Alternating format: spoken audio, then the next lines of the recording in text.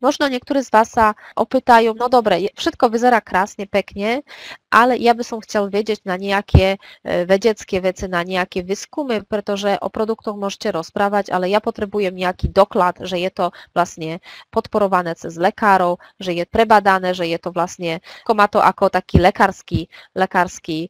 Spravili sa klinické výskumy v tomto momente na 4 skupiny. V rámci hladiny kortizolu, čiže stresového hormónu, máme klinické výskumy na hladinu cukru, ktoré ukazujú, ako sa krásne zmenšuje tá hladina, reguluje sa hladina cukru vo krvi, takisto aj na cholesterol, aj na krvný tlak. Náš produkt je samozrejme podporovaný cez lekárov a je odporúčaný, je určený aj pre lekárov, pretože laminina sa nachádza vlastne v knihe lieku a potravinových doplnkov pre amerických a kanadských lekárov.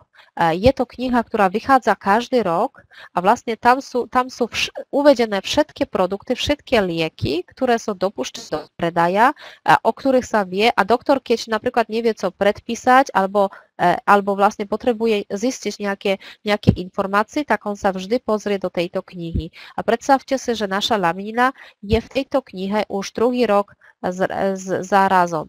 Čiže bola uvedená v 2015 roku a je aj tento 2016 rok. A nie je to jednoduché, aby obhajovala a aby bola tam uvedená niekoľko rokov za sebou. Vaše zdravie nebude nikdy závisieť na nikom, len na vás samých a to viete dobre. Mali by ste vyskúšať lamininu, keď naozaj chcete sa presvedčiť o tom, ako ten produkt funguje.